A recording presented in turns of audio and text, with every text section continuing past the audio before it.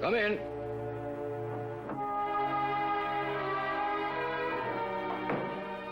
Betty. I thought it was room service. Can I get you anything? Have you had lunch?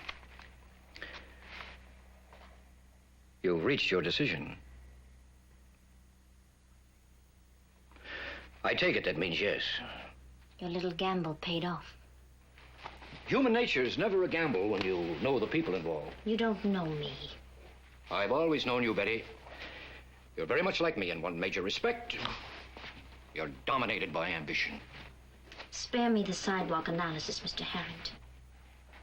You pacified your conscience by telling yourself you'd hurt Stephen, ruin your marriage, if you didn't go through with this. Well, I'd do the same thing if I were in your place. Someday you might be in my place. That's my only consolation. But there's another factor involved. Just as important as your concern for those around you. Your overwhelming curiosity. I'll get the will for you just as soon as I can steal it from Martin Peyton's safe. You want to know what's in that will just as much as I do. Well, I'm waiting for your shout of denial, but I don't even hear a whimper. Does it make you happy to think I'm like you? Less like a conniving thief? You know, Betty, I'm beginning to wonder if I didn't make a grave mistake, interfering with your marriage to Rob. You broke it with a sledgehammer. I did what I thought was best for him at the time. And now? He could use some of your drive. Stephen certainly doesn't need it. He has enough for a whole army of infighters. Does that mean you never really believed that filth your private detective told you about me? What difference does it make whether I believe it or not? It makes a difference to me. One can never prove or disprove anything, including you. I want that report and all the copies. I'll hold it in trust for you until I get the will. Well, I guess we've covered all the points. Not yet. Was there something else? Just this.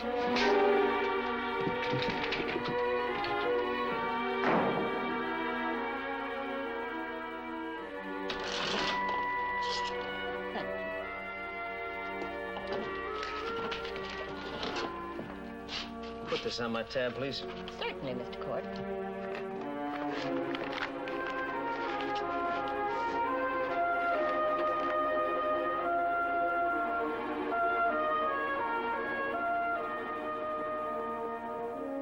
Was Mrs. Cord looking for me? No, sir. Well, do you know what she was doing here? Yes, sir. She just saw Mr. Harrington.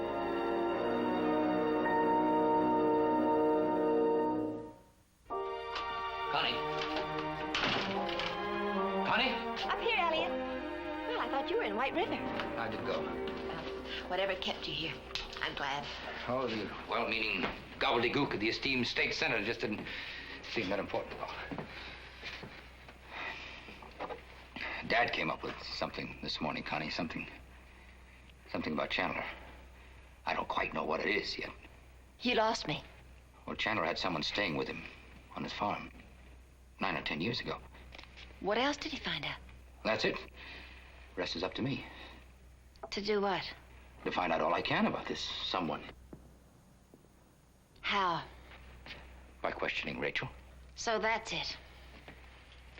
You promised no more questions about Allison or Chandler. But she's the only one that'll know anything about this man. You know you're doing the wrong thing. That's why you've come to me.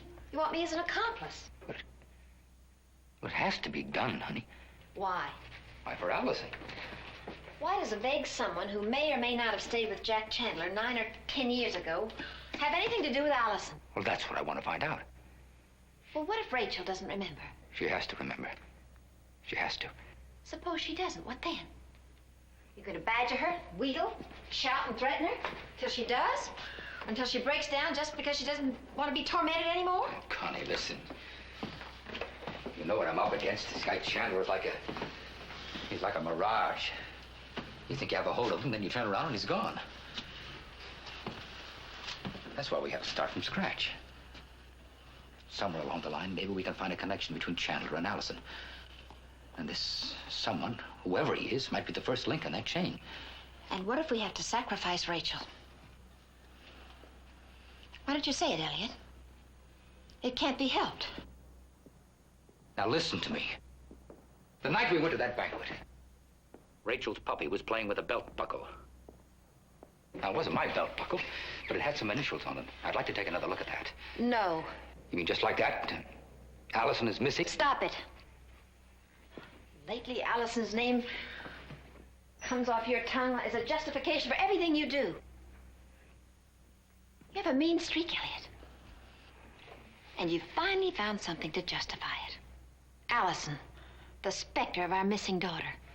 So you hound Rachel into the ground and maybe out of our lives entirely. Well, you've obviously made your choice. Rachel for Allison. A nice, neat trade. Just even up. Well, I hope you can live with it.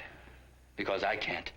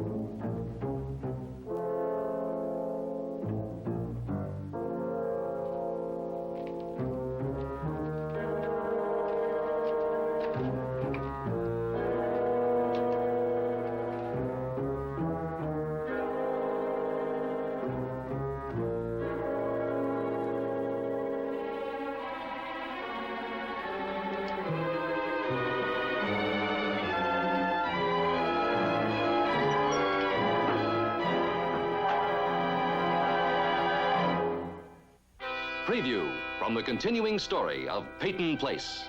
Stephen's my husband. You can divorce him. What? You love my son. You always have and you always will. I've never seen you so happy. It's the only thing I got to look forward to in my whole life. Now that I know you're in agreement. I don't care about your special little story. Get out of here. Even if my little story is about your own wife?